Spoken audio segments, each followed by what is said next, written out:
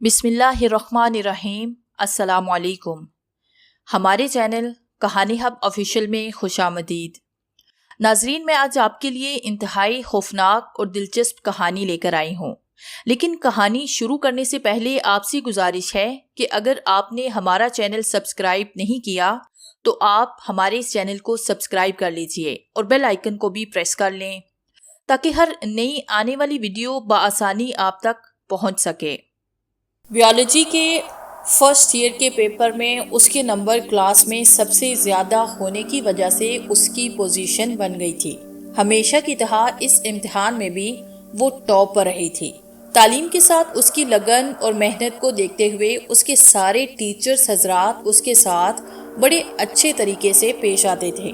जाहिर है एक अच्छे स्टूडेंट की वजह से टीचर्स की भी इज्जत बढ़ती है और नालायक स्टूडेंट्स अपने अच्छे टीचर्स के लिए भी बदनामी का बायस बनते हैं।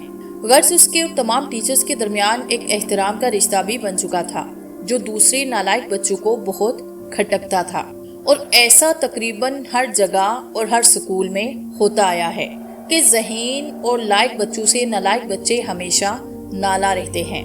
कॉलेज के बहुत से टीचर हजरात बखूबी जानते थे कि नालायक बच्चे हर वक्त ज़हीन बच्चों को कोई ना कोई तकलीफ पहुंचाने के लिए तैयार रहते थे और उनकी कोशिश होती थी कि किसी न किसी तरह टीचर्स को ज़हीन बच्चों की शिकायतें लगाकर उन्हें टीचर्स की निगाहों में शर्मिंदा करवा सकें। लेकिन इस बात से भी कोई इनकार नहीं कर सकेगा कि इज्जत और जिल्लत अल्लाह के हाथ में है। सना सेकेंड ईयर की होनहार स्टूडेंट थी। उसके वालिद का एक छोटा सा बिजनेस था जिसकी वजह से उन्हें कारोबारी मामलात के लिए अक्सर शहर से बाहर जाना पड़ता था। सना प्राइमरी से कॉलेज तक हमेशा अच्छी पोजीशन होल्डर रही थी जिसकी वजह से वो अपने हल्का अहबाब के साथ साथ दीगर दोस्तों में भी बहुत मकबूल थी। सब लोग उसे उसकी जहानत और काबिलियत की वजह से बहुत पसंद करते थे। स्कूल से कॉलेज में एडमिशन लेने के बाद सना ने वहाँ भी खुद को मनवाया था और बहुत कम अरसे में कॉलेज के ज़हीन स्टूडेंट्स में उसका शुमार होने लगा था। टीचर्स हजरात उसे बड़ी कदर और इज्जत की निगाह से देखते थे। वो उसकी काबिलियत और मेहनत का जिक्र अक्सर स्टाफ रूम में करते रहते थे। फर्स्ट ईयर में अच्छे नंबरों के साथ साथ उसने बायोलॉजी के पेपर में तमाम सेक्शन में सबसे अच्छे नंबर लेकर टॉप किया था और इस सिलसिले में कॉलेज इंतजामिया ने एक छोटा सा फंक्शन करके उसे एक बड़ी ट्रॉफी और तारीफी स्नाद से नवाजा था। सना के घर में उसके कमरे में इस कदर ट्रॉफियां जमा हो गई थी कि अब तो उनके रखने के लिए भी कोई जगह बाकी ना बची थी, क्योंकि वो तालीमी सरगर्मियों के साथ साथ गैर निसाबी सरगर्मियों में भी बढ़ चढ़कर हिस्सा लेती रहती थी और अक्सर जीतने की वजह से उसे वहां से भी ट्रॉफियां मिलती थी और इस तरह उसके पास ट्रॉफियों का अच्छा खासा खजाना बन चुका था। अब्बू का अच्छा बिजनेस होने की वजह से घर में पैसे की रेल बेल थी, इसलिए उसकी हर ख्वाहिश दम तोड़ने से पहले पूरी हो जाती थी। गर्ज वो एक अच्छी और आसूदा जिंदगी गुजार रही थी, लेकिन इतनी आसाइशों के बावजूद उसमें गरूर नाम की कोई बात नहीं थी। उसे अल्लाह ताला ने अच्छी जहानत के साथ साथ अच्छी शक्ल से भी नवाजा था और उसके चेहरे की तरफ देखने वाला दोबारा पलटकर उसे जरूर देखता था। गोरी रंगत, सतवा नाक, काली काली बड़ी और झील जैसी आंखों में जैसे हर वक्त नशा उतरा रहता था। कुदरत ने उसकी आंखों में ऐसा हुस्न दिया था कि वो बगैर सुरमा लगाए हर वक्त सुरमगी दिखाई देती थी। बारीक बारीक गुलाबी होंठों पर हर वक्त मुस्कुराहट तारी रहती थी। इससे मिलने के बाद हर कोई इसे दोबारा मिलने की तमन्ना करता था। लंबा और पतला जिस्म होने की वजह से यूं लगता था जैसे अल्लाह ने उसे किसी बेहतरीन सांचे में डालकर बनाया हो। किसी ने सच कहा है कि जब अल्लाह हुस्न देता है तो नजाकत आ ही जाती है और ये बात उस पे बिल्कुल फिट बैठती थी। वो चलती थी। उसके हुस्न की वजह से खानदान भर से उसके लिए बड़े अच्छे रिश्ते आए, लेकिन उसकी पढ़ाई के शौक ने सबके मुंह बंद कर दिए। उसके अब्बू ने उसके कहने पर उसे शहर के सबसे महंगे और अच्छे कॉलेज में दाखिला ले दिया था और उसके कॉलेज आने जाने के लिए उसे एक ड्राइवर रख दिया था जो रोज उसे कॉलेज छोड़कर आता और छुट्टी के बाद कॉलेज से वापस ले आता था। घर में उसकी अम्मी के अलावा उसकी एक 5 साल छोटी बहन फातिमा थी और एक छोटा भाई तोकीर जिसकी उम्र अभी 2 साल ही थी। एक मुख्तसर फैमिली थी। वालिद का कारोबार के सिलसिले में अक्सर शहर से बाहर ही रहते, लेकिन उन्होंने घर में 2-3 नौकर और काम काज के लिए एक मुलाजमा रख दी थी जिनकी वजह से घर में खूब रौनक जमी रहती। ان لوگوں کے اچھے سلوک کی وجہ سے سارے گھر کے ملازمین ان کی عزت کرتے، اور کئی بار تو ایسا بھی ہوا کہ ان میں سے جب کسی کو کسی کے دوسرے گھر سے اچھی تنخواہ کی پیشکش ہوئی تو انہوں نے انکار کیا۔ وہ اس گھر کو چھوڑ کر کسی اور گھر میں جانے کا تصور بھی نہیں کرتے تھے۔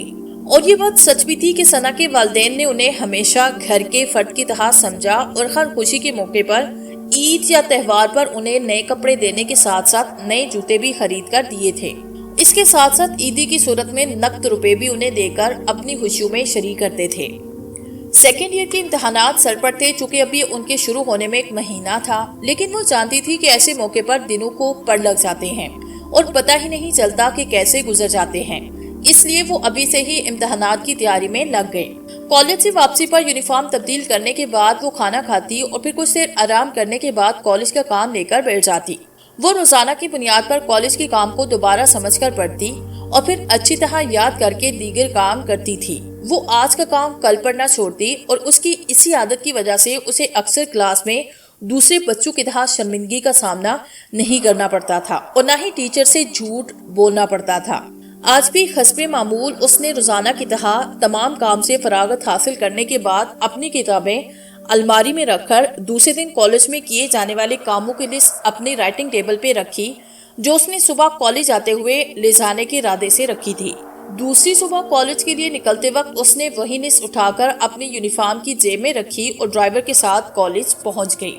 آج بایولوجی کا پریکٹیکل تمام پیپرز کے آخر میں رکھا گیا تھا، اس لیے کالج کی چھٹی سے 1 گھنٹہ پہلے انہیں پریکٹیکل ہال میں پہنچنے کا پیغام کالج کے چپراسی کے ذریعے موصول ہوا۔ اس کی آواز سنتے ہی وہ سب اس طرف چل پڑے جس طرف کالج کا واحد پریکٹیکل ہال واقع تھا۔ ہال میں پہنچتے ہی سامنے بیٹھے ٹیچر نے سب کی حاضری لکھی، انہیں ایک تجربے کے متعلق کچھ آگاہی دینے لگا۔ وہ سب اس کی باتیں بڑے غور سے سن رہے تھے۔ تھیوری کے ساتھ ساتھ وہ انہیں چند پریکٹیکل بھی کر کے دکھانے لگا۔ اس کے بعد اس نے باری باری تمام بچوں سے تجربات کروائے۔ جن بچوں کو سمجھ نہ آئے انہیں مزید پریکٹس کرنے کا کہہ کر ہال سے باہر نکل گیا، لیکن جاتے جاتے یہ کہہ کر گیا کہ وہ واپس نہیں آئے گا بلکہ سیدھا گھر جا رہا ہے۔ اس کی کلاس سے نکلتے ہی سب نے ایک لمبا سانس لیا اور سب گروپس کی صورت میں اپنے اپنے تجربات کو دوبارہ کرنے میں مصروف ہو گئی۔ ثنا کو سمجھ تو آ گئی تھی، لیکن وہ اپنے ایک تجربے کو دوبارہ کرنے کی خواہش رکھتی تھی۔ فرسٹ ایئر کی طرح وہ اس سال بھی پوزیشن لینے کی کوشش کر رہی تھی۔ وہ چاہتی تھی کہ وہ ہمیشہ کی طرح اس بار بھی اپنی پوزیشن برقرار رکھے۔ جس جگہ کالج کی بلڈنگ تعمیر کی گئی تھی وہ کسی زمانے میں ایک پرانا قبرستان تھا۔ پھر نہ جانے کیا ہوا کہ کس طرح لوگوں نے پورے قبرستان پہ قبضہ کر کے وہاں قبروں کی جگہ اپنے مکانات تعمیر کیے۔ بات ماننے والی تو نہیں تھی، لیکن یہ حقیقت اس وقت موجود تھی، اور دیکھتے ہی دیکھتے وہاں ایک بڑے کالج کی بلڈنگ بھی وجود میں آ گئی۔ مفت کی زمین کا فائدہ اٹھانے کے چکر میں کالج انتظامیہ نے قبرستان کی اچھی خاصی زمین پر قبضہ جما لیا تھا۔ محکمہ اوقاف والے اس لیے کچھ نہیں کہتے تھے کیونکہ انہوں نے خود ناجائز قبضہ کر کے وہاں اپنے مختلف دفاتر بنا لیے تھے۔ غرض عجیب قصہ تھا کہ جیسے اندھیر نگری چوپٹ راج۔ کالج کی بلڈنگ تقریباً 4 ایکڑ پر مشتمل تھی، اور اس میں بہت سے کلاس رومز اور ایک بڑا پریکٹیکل ہال تھا جس میں بچوں کے تعلیمی نصاب کے لیے اور تجربات میں استعمال ہونے والا سامان پڑا رہتا تھا۔ بیولوجی کے لیے مختلف جان میں پرندوں اور بہت سے موذی جانوروں کے اجسام خنود کیے موجود تھے جو بچوں کی تعلیمی آگاہی کے لیے رکھے گئے تھے۔ ان میں ایک درمیانی قد کا انسانی ڈھانچہ بھی ایک جانب فریم میں لٹکایا گیا تھا۔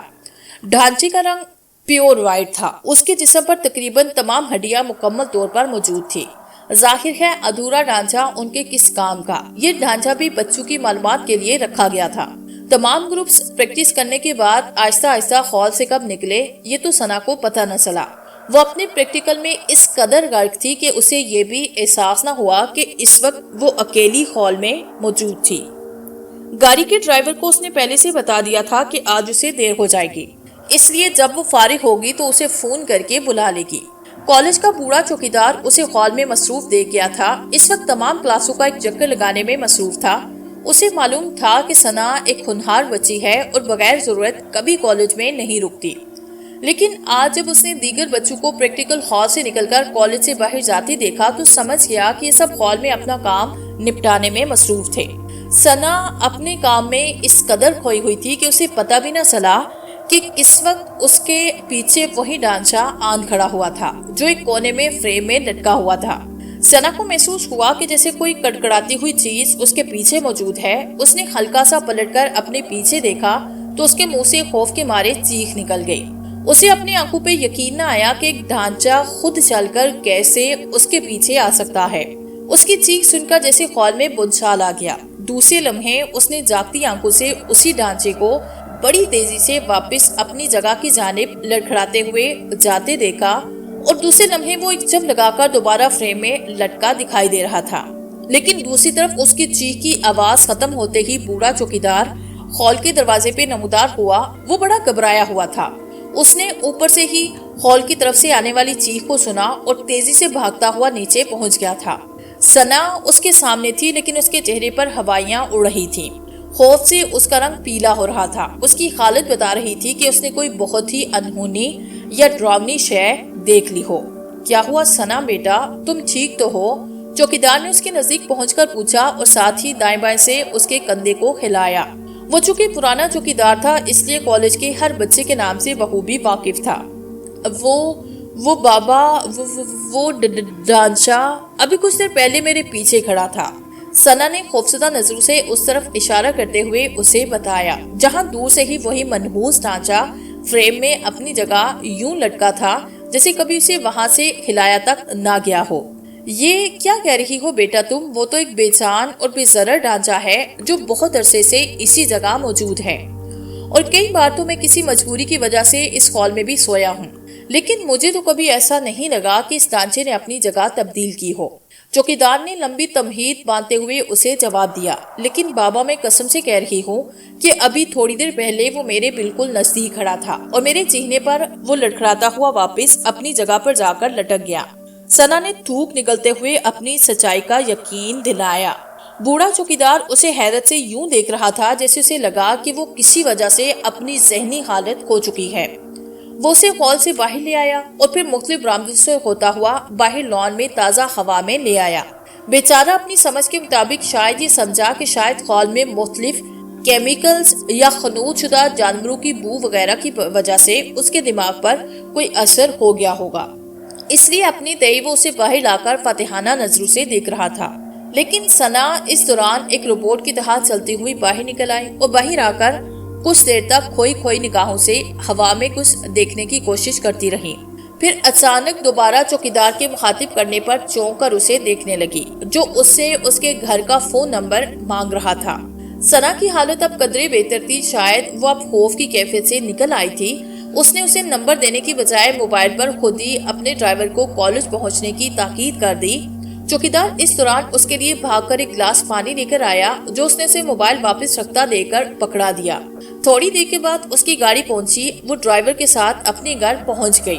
چوکیدار اس کے ساتھ کالج کی گیٹ تک اسے چھوڑنے آیا۔ اس نے اس کے ڈرائیور کو کچھ نہ بتایا کہ کہیں اس کے گھر کے افراد خوفزدہ ہو کر کچھ اور نہ سمجھ بیٹھے، کیونکہ ابھی تک اسے اصل حقیقت کا پتہ نہ چلا تھا کہ ہال میں ثنا کے ساتھ دراصل کیا واقعہ پیش آیا، اس لیے اس نے خاموشی کو ہی بہتر جانا۔ گھر پہنچ کر ثنا خاموشی سے اپنے کمرے میں چلی گئی اور روزانہ کے معاملات سے فارغ ہونے کے بعد رات کا کھانا کھا کر اپنے کمرے میں لیٹنے کے لیے چلی گئی۔ اس کا کمرہ باقی کمروں سے ذرا ہٹ کر واقع تھا۔ ایسا اس نے اس لیے کیا تھا تاکہ شور شرابے سے بچ کر سکون کے ساتھ اپنی پڑھائی کر سکے۔ جو ملازمین ان کے ہاں کام کرتے تھے، ان کے بچے بھی اکثر گھر میں کھیلتے کودتے رہتے تھے، جس سے گھر میں ہر وقت رونق لگی رہتی تھی۔ لیکن اس نے الگ تھلگ کمرہ لے کر اسی قدر شور سے جان چھڑا لی تھی۔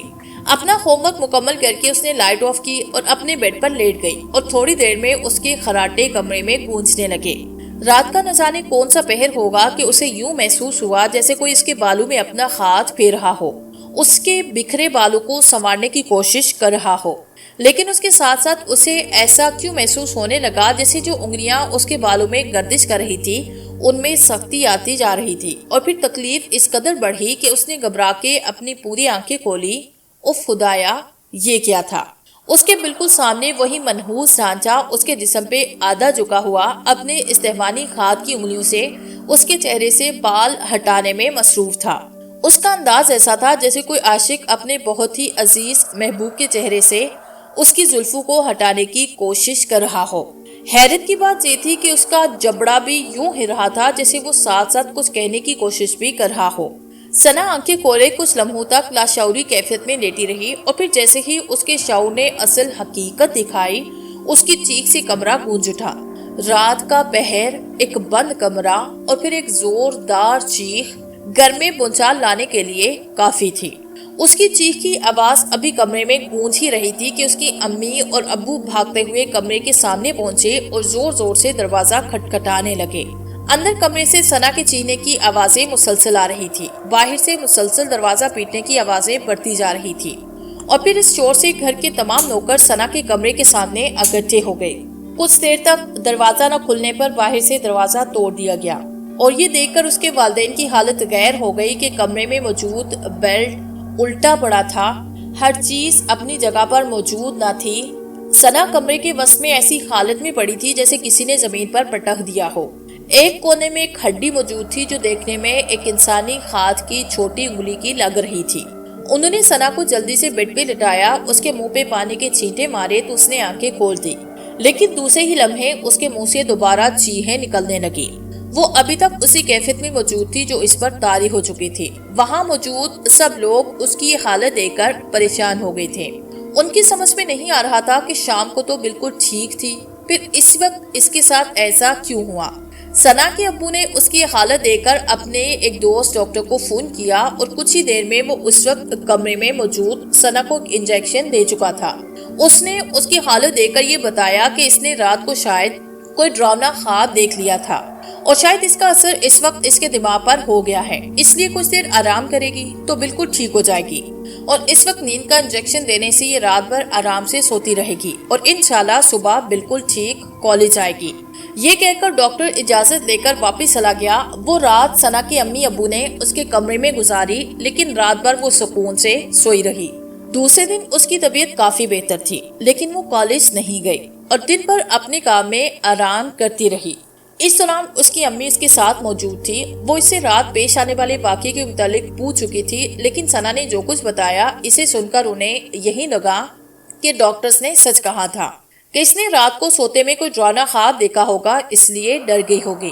لیکن اس کے اپنے دل میں ایک خلش سی تھی کہ کمرے کے کونے میں موجود جو انسانی انگلی کی ہڈی انہیں ملی تھی، اس کا کیا بید ہے۔ یہ بات انہوں نے ڈاکٹر سے بھی چھپائی تھی، کیونکہ یہ بچی کا معاملہ تھا۔ وہ نہیں چاہتے تھے کہ یہ بات پورے محلے میں پھیل جائے کہ ان کی بیٹی کے ساتھ ایسا کوئی عجیب و غریب واقعہ پیش آ چکا ہے، جس کے نتیجے میں ان کی بیٹی کو کالج اور محلے میں کسی قسم کی پریشانی کا سامنا کرنا پڑے۔ اس لیے وہ خاموشی سے اس بات کو دبا چکے تھے۔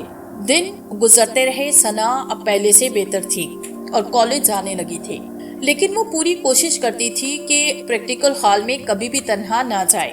وہ گروپس کے ساتھ ہی ہال میں جاتی۔ چوکیدار بھی اس بات کو بھول چکا تھا، اس نے بھی کسی سے اس بات کا تذکرہ نہیں کیا تھا۔ سیکنڈ ایئر کے امتحان کی ڈیٹ آئی، اس لیے کام بڑھ گیا۔ ثنا کو کافی دیر تک راتوں کو جا کر تیاری کرنی پڑ رہی تھی، لیکن اس کے لیے اس نے اپنی امی کو اپنے کمرے میں سلانے کے لیے انتظام کیا تھا۔ وہ رائٹنگ ٹیبل پر بیٹھی پڑھتی رہتی، اس کی امی رات کے کچھ وقت تک جاگتی رہتی، پھر دن بھر کے کاموں اور گھر کی دیکھ بھال میں تھک جانے کی وجہ سے سو جاتی۔ لیکن ثنا دیر تک پڑھتی رہتی، اسے کم از کم کمرے میں اکیلے پن کا احساس تو نہ ہوتا تھا۔ یہ رات کے تقریباً 1:15 بجے کا وقت ہوگا جب کالج کے پریکٹیکل ہال میں فریم پہ لٹکے اس ڈھانچے کے جسم میں ہلچل ہوئی، اور دوسرے لمحے وہ یوں فریم سے اچھل کر زمین پر آیا جیسے کوئی جیتا جاگتا شخص ہو۔ پھر وہ لڑکھڑاتا ہوا اور اپنی ہڈیوں کو کڑکڑاتا ہوا ہال کے دروازے کی جانب بڑھنے لگا۔ اس کے چلنے کا انداز ایسے تھا جیسے کوئی پولیو کا مریض بمشکل چلنے کی کوشش کر رہا ہو۔ ہال کا دروازہ بند تھا، لیکن وہ یوں اس کی جانب بڑھ رہا تھا جیسے اس کے نزدیک پہنچتے ہی کوئی باہر سے اس کے لیے دروازہ کھول دے گا۔ لیکن دوسرے لمحے بہت حیرت ناک تھا کہ وہ اس دروازے میں سے یوں نکلا جیسے وہ دروازہ نہ ہو بلکہ کوئی ریشمی پردہ ہو جسے ہٹا کر وہ باہر نکل گیا ہو۔ برآمدے میں پہنچ کر وہ باہر لان میں پہنچا اور پھر اپنا دایاں ہاتھ ہوا میں بلند کر دیا۔ اس کے ہاتھ میں 4 انگلیاں تھیں اور چھوٹی انگلی غائب تھی۔ ہوا میں ہاتھ بلند ہوتے ہی جیسے اس کا جسم اوپر اٹھنا شروع ہوا اور پھر ایک حد تک پہنچ کر فضا میں پرواز کرنے لگا۔ انسانی نگاہوں سے زیادہ بلندی پر ہونے کی وجہ سے وہ زمین پر موجود دوسرے لوگوں کی نظروں سے محفوظ تھا، اور ویسے بھی اس وقت رات کا 1:15 بج رہا تھا اور کسی کو کیا ضرورت پڑی تھی کہ وہ بغور آسمان کی جانب دیکھ کر اپنا وقت ضائع کرتا۔ ویسے بھی رات کے وقت ہر کوئی آرام کرنے کی غرض سے نیند میں کھویا ہوتا ہے۔ ڈانچہ فضا میں پرواز کرتا تیزی سے ایک جانب اڑتا جا رہا تھا۔ اس کی رفتار درمیانی تھی۔ اس فضا میں وہ اپنے دونوں ہاتھوں کو یوں چلا رہا تھا جیسے ماہی گیر اپنی کشتی کو چپو کی مدد سے پانی پر دھکیلتے ہیں۔ اس وقت اگر کوئی انسانی آنکھ یہ منظر دیکھتی تو شاید ڈر کے مارے اس کا سانس رک جاتا۔ بڑا ہی ڈراؤنا اور خوفزدہ کر دینے والا منظر تھا۔ رات کے پہر سفید رنگ کا ایک انسانی ڈھانچہ فضا میں تیرتا ہوا جا رہا تھا۔ یہ منظر دیکھ کر اچھا بھلا انسان بھی خوفزدہ ہو سکتا تھا، لیکن رات کی تاریکی میں لوگ ایسا منظر دیکھنے سے محروم رہ گئے تھے۔ ڈانچہ تیزی سے تیرتا ہوا اس طرف بڑھنے لگا جس طرف ثنا کا گھر تھا۔ اف میرے خدایا، یہ کیا تھا؟ وہ ڈانچہ سیدھا ثنا کے گھر ان کے دالان میں اترا۔ گھر میں کوئی کتا وغیرہ نہیں تھا، ورنہ شاید وہ اس کی موجودگی سب پر آشکار کر چکا ہوتا۔ تمام ملازمین اپنے اپنے کوارٹرز میں آرام کر رہے تھے اور ثنا کے ابو بھی اپنے کمرے میں تنہا سوئے تھے، کیونکہ ثنا کی امی اس کے کمرے میں لیٹی ہوئی تھی۔ ڈانچہ زمین پہ لڑکھڑاتے ہوئے اس طرف بڑھنے لگا جس طرف ثنا کا کمرہ موجود تھا۔ اس کا انداز ایسے تھا جیسے وہ پہلے بھی اس کے کمرے کی طرف جا چکا ہو۔ رات کے 1:45 بج چکے تھے۔ ثنا کو اب نیند آنے لگی تھی۔ اس نے تمام کتابوں کو ایک اچھی جگہ ترتیب سے رکھا اور پھر لیٹنے کے لیے اپنی امی کے ساتھ بیڈ پر جا کر لیٹ گئی۔ اس کی امی گہری نیند میں ہراٹے لے رہی تھی۔ ثنا کو بھی اپنی آنکھیں بوجھل محسوس ہونے لگی اور دوسرے لمحے وہ بھی نیند کی وادیوں میں کھو چکی تھی۔ نہ جانے رات کے کس پہر اس کی آنکھ کھلی تو اسے پیاس محسوس ہوئی۔ اس نے ساتھ رکھی تپائی پہ پانی کے جگ کو دیکھا تو وہ خالی تھا۔ شاید اس کی امی کو جھگ بھرنا یاد نہیں رہا تھا۔ پیاس سے اس کا حلق خشک ہو رہا تھا۔ اس نے اپنی امی کو اٹھانا مناسب نہ سمجھا اور خود جگ اٹھا کر کچن کی جانب بڑھ گئی۔ کمرے سے باہر نکل کر اسے کچھ خوف محسوس ہوا، جیسے کوئی اسے اپنی آنکھوں سے گھور رہا ہو، لیکن دور دور تک کوئی بھی موجود نہیں تھا۔ اس لیے وہ جگہ ہاتھ میں لیے کچن کے اندر داخل ہو گئی۔ کچن کی ایک کھڑکی کے باہر دالان کی جانب کھلتی تھی۔ اسے اچانک ایسے لگا جیسے کوئی ایک دم کھڑکی کے پاس سے گزرا ہو۔ صرف سفید رنگ کی ہلکی سی جھلک محسوس ہوئی تھی۔ اس نے جلدی سے جگ رکھ کر کھڑکی سے باہر جھانکا تو دور تک کچھ دکھائی نہ دیا۔ اس نے اپنا وہم سمجھتے ہوئے سر کو جھٹکا اور دوبارہ جگ اٹھانے ہی لگی تھی کہ جیسے کسی نے اسے اس کے نام سے پکارا تھا۔ ایسے لگا جیسے کوئی بڑے پیار سے اس کا نام لے کر پکار رہا ہو۔ گو کہ آواز بڑی ہلکی تھی، لیکن ایسے لگتا تھا جیسے آواز جھنکار والے اسپیکر سے آ رہی ہو۔ اس میں ایک ہلکی سی گونج تھی۔ وہ حیران ہو کر بڑے غور سے اس آواز کو سننے لگی جو باہر کھڑکی کی طرف سے سنائی دے رہی تھی۔ اس نے ہاتھ سے ہلکا سا کھڑکی کا دروازہ کھول کر باہر جھانکنا چاہا تو دوسرے لمحے بڑے زور سے کھڑکی کا پٹ بند ہوا اور وہ اچھل کر گرتے گرتے بچی۔ وہ کچن سے باہر نکلنے کے لیے دروازے کی جانب بھاگی، لیکن وہ پتہ نہیں کس وقت بند ہو چکا تھا۔ دوسرے لمحے کچن کی لائٹ بند ہوئی اور صرف کھڑکی سے چاند کی روشنی اندر آ رہی تھی۔ وہ خوفزدہ ہو کر چیخنے لگی، لیکن اسے یوں لگا جیسے آواز اس کے حلق میں پھنس کر رہ گئی ہو۔ دوسرا لمحہ اس کے لیے مزید بھاری تھا جب اس نے کھڑکی کے باہر اسی ڈھانچے کو موجود پایا اور پھر اس کے دیکھتے ہی دیکھتے وہ ڈھانچہ اس کھڑکی کے راستے سے یوں اندر داخل ہوا جیسے وہ کسی پردے کے پیچھے سے داخل ہوا ہو۔ خوف سے اس کی آنکھیں پھٹی پڑ رہی تھی۔ وہ اپنے بچاؤ کے لیے ہاتھ پیر چلانے لگی، لیکن اسی اثنا میں وہ منحوس ڈھانچہ اس کے قریب پہنچ چکا تھا۔ دوسرے لمحے اس ڈھانچے نے اسے بڑی مضبوطی سے دبوچا اور اس کی کمر کے ارد گرد اپنا استحوانی ہاتھ لپیٹ لیا۔ ثنا کا دم گھٹنے لگا۔ اس نے خود بچانے کی بڑی کوشش کی، لیکن اسے ایسے محسوس ہو رہا تھا جیسے کسی نے اس کا جسم کسی شکنجے میں کس دیا ہو۔ دوسرے لمحے اس ڈھانچے نے اس کے خوبصورت بالوں کو کچر کچر چبانا شروع کیا۔ وہ انسانی بالوں کو ایسے کھا رہا تھا جیسے کوئی سویاں یا شیر خورما کھا رہا ہو۔ ثنا تکلیف سے چیخ رہی تھی، لیکن اس کی آواز نکل نہ رہی تھی۔ بالوں میں کھچاؤ کی وجہ سے اس کی آنکھوں میں آنسو آ گئے تھے۔ وہ بڑی بے بسی سے اپنے بال چھڑوانے کی کوشش کر رہی تھی، لیکن اس ڈھانچے نے اسے بڑی مضبوطی سے جکڑا ہوا تھا۔ جب انسان کی جان پر بنی ہو تو وہ آخری لمحے تک کوشش کرتا ہے، اور یہی سوچ کر ثنا نے خود کو اس ڈھانچے سے آزاد کروانے کے لیے اپنا ایک ہاتھ کسی نہ کسی طرح اس کی گرفت سے چھڑوایا اور ایک زوردار مکہ اس کے جبڑے پر مار دیا۔ ڈانچہ شاید اس کے لیے تیار نہ تھا اور ثنا کے مکے نے اس کا جبڑا دوسری جانب گھما دیا۔ اس کے منہ سے ثنا کے بال نکل گئے۔ اس کے ساتھ ہی اس کی گرفت کچھ ڈھیلی ہوئی تو ثنا کو مزید موقع ملا۔ اس نے بے در پہ مکوں اور ٹانگوں سے اس پہ ہلا بول دیا۔ اب اس کا خوف بھی کسی قدر دور ہو گیا تھا، اس لیے اس نے دوبارہ چیخنے کی بجائے اس ڈانچے پہ مکوں اور لاتوں کی بارش کر دی۔ ڈانچے کا شاید بند کمرے میں بے بس ہو جاتا تھا، اس لیے وہ بھی خاموشی سے مار کھاتا رہا۔ ثنا پر تو ایک وحشت طاری ہو چکی تھی، اسے اس بات کا بھی ہوش نہ رہا کہ وہ رات کے وقت ایک ہڈیوں کے ڈانچے پر حملہ آور ہے، ورنہ اس بات کا تصور ہی لرزا دینے والا تھا۔